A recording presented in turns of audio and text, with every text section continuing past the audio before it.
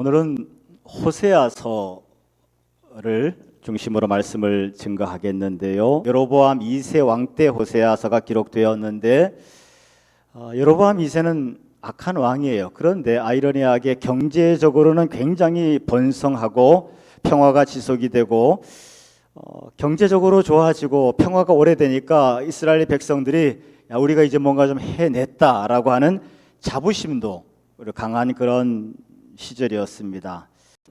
반면 사회적으로나 신앙적으로는 말도 못하게 타락했던 시기입니다. 백성들로부터 시작해서 모든 지도자들에 이르기까지 쾌락과 오직 자기의 유익만을 추구하고 음란과 우상 숭배에 깊이 빠져있던 시대입니다. 그 중에 가장 큰 문제는 참된 예배를 잃어버렸어요. 그들이 예배를 드리는데 굉장히 잘못된 타락된 예배를 드리는 것, 이것이 호세아서에서 기록된 이스라엘 백성들의 가장 큰 문제입니다. 호세아서 4장 7절에 보게 되면 그들이 번성할수록 내게 범죄하니 내가 그들의 영화를 변하여 욕이 되게 하리라. 하나님이 친히 말씀하시길 그들이 번성할수록 내게 범죄하니까 그들의 영화가 그들의 욕이 되게 하겠다라고 하나님께서 선포하셨죠. 결국 아수르의 침공을 받게 되고 포로로 끌려가는 고통을 당하게 됩니다. 하나님과 언약한 이스라엘 백성이 하나님보다 우상을 섬기는 영적인 음란 상태에 빠져서 망했습니다. 여러분, 우상이 무엇입니까? 하나님보다 더 우선하는 내 마음속에 있는 그 모든 것이 우상인데, 롯의 경우에는 애굽이 우상이었고 소돔과 고모라가 우상이었죠. 내 마음속에는 과연 어떤 우상이 있습니까? 하나님보다 우선하는 우상을 마음에 품고 하나님께 예배를 드리니까 하나님께서 그 예배를 역겨워하고 우상을 마음에 품고 하나님께 예배드리니까 그들이 망하게 된 거죠. 그러면 타락하고 망한 이스라엘을 하나님께서 어떻게 회복시키시는지 그 하나님의 해결책이 호세아서에 기록이 되어 있습니다. 호세아 선지자의 이름은 구원이라고 하는 뜻인데요. 호세아는 여호수아와 같은 의미고 예수와 같은 의미입니다. 호세아, 여호수아, 예수 같은 의미로 구원이라고 하는 뜻을 가지고 있죠. 이스라엘 백성들이 타락하고 하나님을 배반하고 범죄하여 망하게 되었지만 그럼에도 불구하고 반드시 회복시키겠다고 하는, 구원하겠다고 하는 하나님의 의지가 선지자 호세아, 구원, 그 이름에 담겨 있습니다. 호세아 선지자와 고멜의 결혼 이야기가 호세아서에 기록이 되어 있는데요. 패역한 이스라엘 백성들과 하나님과의 관계, 하나님께서 그들을 어떻게 회복시키고 어떻게 사랑하시는지에 대한 모습이 고멜과 호세아와의 결혼을 통해서 나타납니다. 하루는 하나님께서 선지자 호세아에게 음란한 여인 고멜과 결혼하라고 명령하시죠. 음란한 여인과 선지자 호세아가 결혼한 것은 지금 영적으로 음란한 이스라엘 백성이라 할지라도 하나님과의 계약 관계에 있다. 저와 여러분들이 하나님과의 계약 관계에 있다는 사실을 말씀해 주시는 것이고요. 고멜과의 결혼 가운데 고멜이 바람이 나서 도망을 하게 됩니다. 고멜 역시 옛생활을 청산하기로 결단했을 때인데 죄의 욕망을 이기지 못하고 다시 돌아가죠. 이것이 당시 이스라엘의 모습이고, 우리가 앞으로 신앙생활하면서 잘 살아보겠다, 하나님 앞에 잘 살아보겠다 그렇게 결심하지만 죄의 욕망과 죄의 유혹을 이기지 못하고 또 넘어지는 것처럼 당시 이스라엘의 모습이 그랬고 우리들의 모습이 그렇습니다. 롯이 두려움을 이겨낼 믿음이 없었던 것처럼 고멜도 음란함을 이길 믿음이 없죠. 왜? 예배가 망했으니까. 형식적인 예배를 통해서 두려움을 이길 힘이 생기지 않습니다. 형식적인 예배를 통해서 유혹을 이길 수 있는 힘이 생기지 않습니다. 형식적인 예배를 통해서 세상을 이길 힘이 생기지 않습니다. 하나님께 인내하는 예배를 드리시기를 축원하고 하나님을 아는 예배가 되시기를 축원하겠습니다. 급기야 고멜이 도망가서 큰 빚을 지고 팔려가게 생겼는데 호세아가 그 몸값을 치르고 다시 데려오게 됩니다. 고멜의 배반에도 호세아는 변함없이 인내하고 희생하며 사랑으로 고멜을 회복시키죠. 이것이 호세아 선지자와 고멜의 결혼이고 호세아서의 기록이 되어 있는데, 이유가 무엇입니까? 하나님은 그럼에도 불구하고 이스라엘이 그렇게 타락하고 하나님을 배반했음에도 불구하고 하나님은 이스라엘 그리고 우리를 변함없이 사랑하시고 예수 그리스도로 말미암아 우리의 죄값을 치르시기까지 구원하고 회복하기를 간절히 원하시는 것이 하나님의 마음인 줄로 믿습니다. 타락한 이스라엘 백성들이 어떻게 하나님 앞에 회복되어질까? 핵심은요, 6장 1절에 기록이 되어 있습니다. 같이 읽습니다. 시작. 오라 우리가 여호와께로 돌아가자. 아멘. 거기까지요. 우상을 던져버리고 하나님께 돌아오라. 집 나갔던 탕자가 아버지 재산을 다 털어먹고 집으로 돌아올 때 어떤 생각이었겠습니까? 돌아온 탕자가 어떤 마음으로 하나님께 돌아왔겠습니까? 내가 비록 아버지 앞에 범죄했을지라도 아버지는 나를 내치지 아니하시리라. 아버지는 나를 받아주실 거다. 그 믿음으로 탕자가 집에 돌아온 줄로 압니다. 하나님은 나를 사랑하십니다.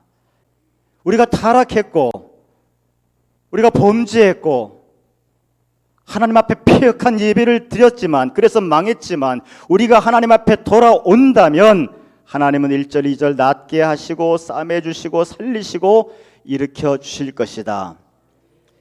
여기서 찢으셨다고 하는 말은 사자가 먹이를 갈갈이 찢어서 이제 한 토막씩 먹겠다고 찢어 발견한 그런 상태를 얘기합니다. 우리의 삶이, 이스라엘의 삶이 그런 형편이라는 거죠. 그렇게 찢어져 있는 삶.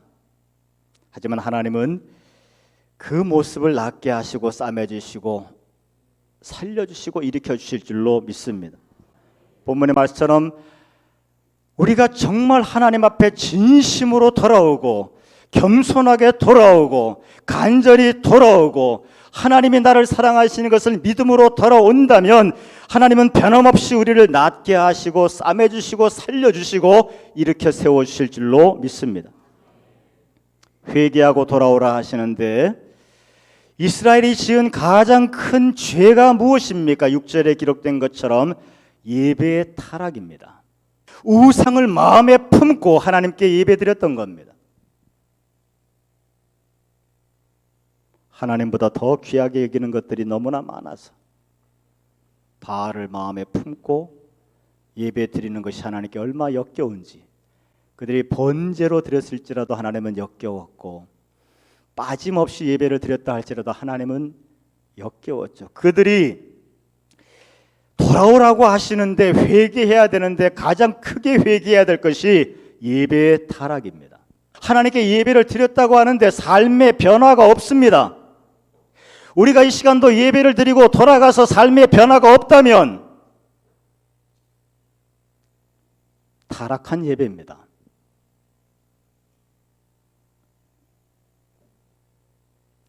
요한복음 4장에 수가성 여인이 나오죠.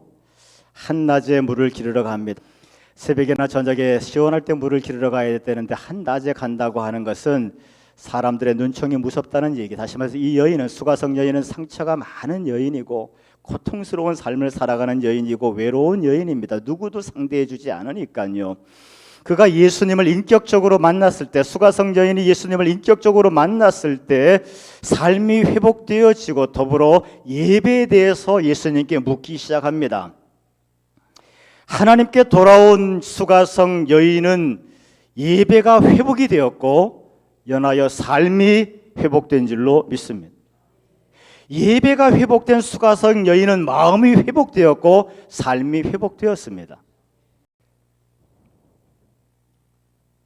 우리의 예배가 우상을 품은 예배가 되지 않고 오직 하나님만 바라보는 예배가 되었으면 좋겠습니다. 예배에 빠지면 안 돼요. 주의를 성수해야 됩니다. 코로나를 지나가면서 예배에 대해서 너무나 쉽게 생각하는 풍조들이 생겼는데 그러면 안 됩니다.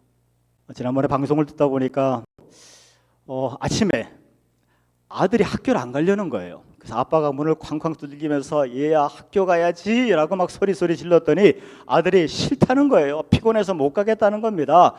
학교에 가면 애들 때문에 귀찮다는 거예요.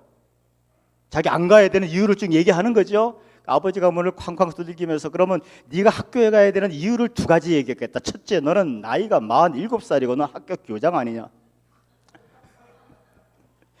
학생도 그렇고 선생님도 그렇고 학교 가는 게 쉽진 않은 것 같습니다. 초신자든 오래된 신자든 주일을 성수하고 예배를 하나님께 온전히 드린다고 하는 것, 극복해야 될 여러 가지가 있습니다. 그럼에도 불구하고 주일 성수는 하나님의 명령이고 우리가 예배를 가볍게 여긴다면 하나님께서 우리를 어떻게 하시겠습니까? 이스라엘의 타락의 핵심은 예배의 타락이었습니다.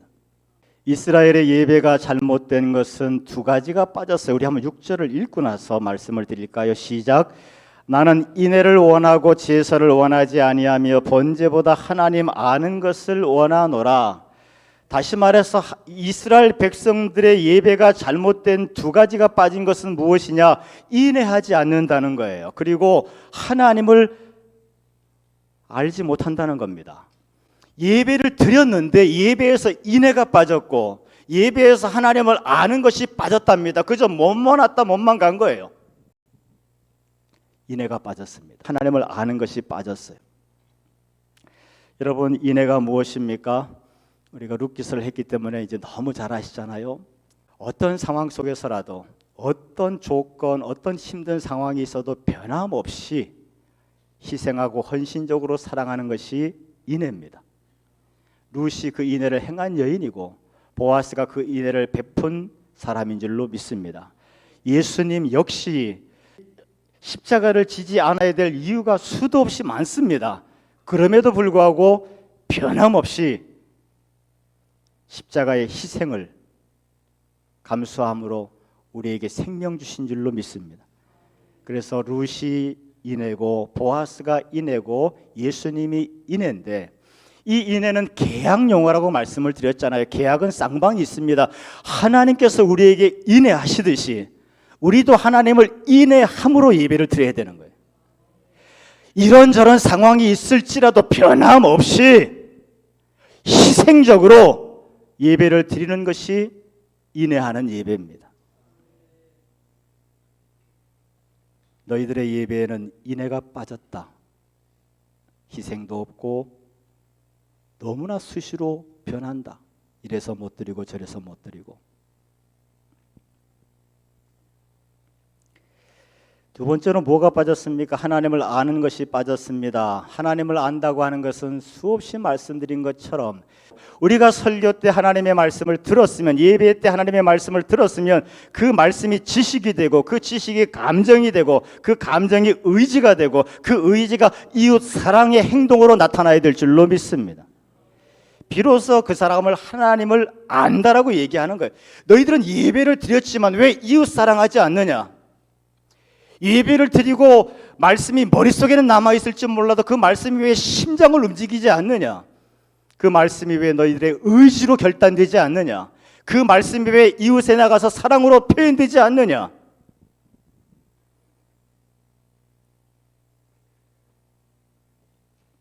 그들의 예배의 실패의 이유를 하나님이 지적하시는데 하나님을 알지 못한다.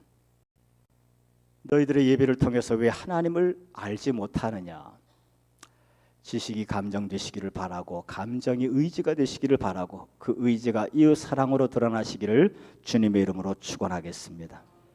새벽 예배 잠언서 가운데 제가 세 가지 별을 말씀을 드렸죠. 구별, 분별, 성별. 구별은 이것이 참외인지 수박인지 꽃인지 나무인지 구별하는 걸 구별이라, 눈에 보이는 걸 구별합니다. 분별이라고 하는 것은 보이지 않는 것, 이 일이 어떻게 될 건지, 저렇게 말하는 저 사람의 속마음이 무엇인지 보이지 않는 것을 분별하는 것이죠. 성별은요, 하나님이 기뻐하시는 것이 무엇인지를 분별하는 거예요. 그게 성별입니다. 예수 믿는 사람들만 할 수 있는 것이죠. 그리고 그 성별은 오직 사랑으로만 분별이 됩니다. 내 속에 아가페가 있을 때 어떤 일이 딱 닥쳐 어떤 일을 딱 맞닥뜨렸을 때 사람들이 구별도 할 수 있겠죠. 분별도 할 수 있겠죠. 하지만 성별은 하나님의 아가페가 하나님의 사랑이 그 마음속에 있는 사람이 사랑으로 하나님의 기쁘신 뜻이 무엇인지를 헤아리는 것이 성별이 하나님의 뜻이 무엇인지를 헤아리는 게 성별이에요. 이제 롯과 아브라함의 예를 들어서 롯은 자기 눈을 들어서 잘 분별했지 않습니까? 소돔 고모라 성이 확장성도 있고 앞으로 미래가 있고 보이지 않는 것이지만 잘 분별했지 않습니까? 그리고 자기의 유익만 생각하고 가죠. 분별하고 자기의 유익만 생각하고 갔는데 아브라함은 롯을 사랑하기 때문에 성별합니다.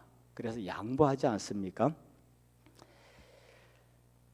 사랑으로 하나님의 뜻이 기뻐하시는 뜻이 무엇인지 알고 양보했을 때 비로소 아브라함은 하나님을 아는 사람이 되는 거죠. 그게 믿음입니다. 어떤 일이 닥쳤을 때 사랑하는 마음으로 바라보면 하나님이 무엇을 기뻐하는지 알게 되는 거예요. 그것을 선택한 것이 아브라함이고 그것을 믿음이라고 얘기합니다. 그것이 아브라함이 하나님을 알았다라고 얘기하는 거예요. 너희들의 예배를 통해서 왜 하나님을 알지 못하느냐? 지식이 감정 되시기를 바라고 감정이 의지가 되시기를 바라고 그 의지가 이웃 사랑으로 드러나시기를 주님의 이름으로 축원하겠습니다. 요즘 올해 들어서 계속 신방 목회를 하고 있는데 계속 하다 보니까 의도한 건 아니지만 계속 기도하면서 신방하고 대화하다 보니까 지금 방향이 여러분 이제 저희 교회 장년부들은 알아서 잘하시잖아요. 그렇다 그래요. 제가 볼 때는 뭐 탁월합니다. 잘하고 있고. 그래서 목회 방향이 앞으로 한 3년 5년간에 한 20대에서 40대 이 나이대로 좀 초점을 더 맞춰야겠다라는 그런 요즘 계속 마음속에 움직임이 있습니다. 그래서 청년들 대신방도 했고 청년들하고 또 수시로 좀 이렇게 대화도 하려고 하고요. 하다 보니까 이제 드림스쿨 유치부 아이들까지 한번 신방을 해야 되겠다라는 재밌지 않겠어요? 그런 이제 감동도 오고요. 그래서 한 청년과 이렇게 대화하다 보니까 참 청년들이 신앙하기가 상황이 너무 쉽지 않은 그런 상황들에 대해서 계속 마음에 인식이 되어지고 어떻게 보면 위기 의식까지 느껴지게 되는데요. 대화하다 보니까 답은 한 가지더라고요. 정말 사람에 대해서 그 사람에 대해서 사랑하는 마음을 가지고 진심으로 대하고 관심을 가지면 거기에 길이 있을 줄로 믿습니다. 주님의 사랑으로 관심 갖고 주님의 사랑으로 진심으로 대하면 거기에 영혼 구원의 답이 있고 어떤 위기 상황이 닥치고 어떤 어려움, 어떤 도전이 있다 할지라도 하나님은 반드시 그런 교회와 그런 성도들을 통해서 영혼을 구원하실 줄로 믿습니다.